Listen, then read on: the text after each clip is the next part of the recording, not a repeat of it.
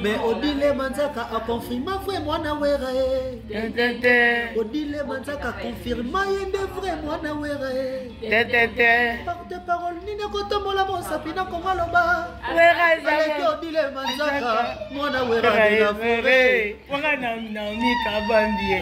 Kabambie. Bon, en direct de Bruxelles, hein, on est quelque part manger pour péter de la bonne zik. Bon, il s'appelle Catholique, la conquise, l'héritier du trône catholique. Des fois,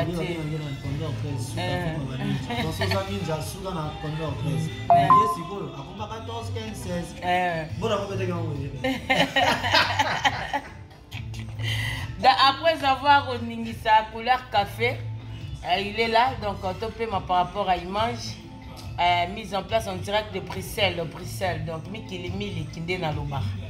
Donc voilà, ça on a raté, sombaté au somba, pour biso et ça ça la mutema. Et mise en place Bonan Maboka, elle est très efficace. Toujours de la base. De la forêt na Winner. Il faut mettre un papier. Papier jamais na kata, mon logo. Ah oui. Non, il faut gagner. Il faut gagner. De la forêt. Il est de la partie. Et voilà, mode family. En direct de Bruxelles. Oh, ils ont les tenues. Dès à Paris, dans un fauteuil. Et Philo Lopez. La petite sœur de sa grande sœur. Non. Et à provenance de quelque part. Kabachou. S'il vous plaît. Voilà.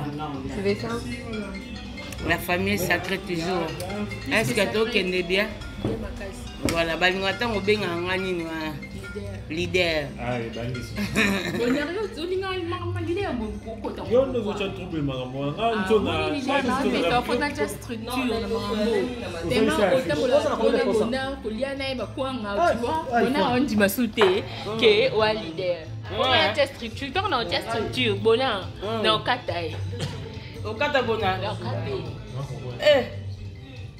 ah bah quand j'ai bébé. Et là, ici c'est catholique, il y a Bissou à Wenge.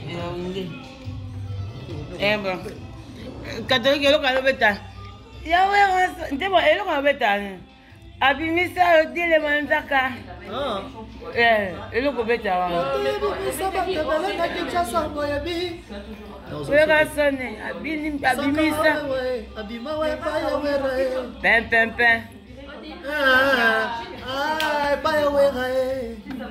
Mais Odile Manzaka a confirmé vrai moi na wera Odile Manzaka confirma yende vrai moi na wera porte parole ni ne kotombola mon sapina kongaloba wera Odile Manzaka moi na wera na vrai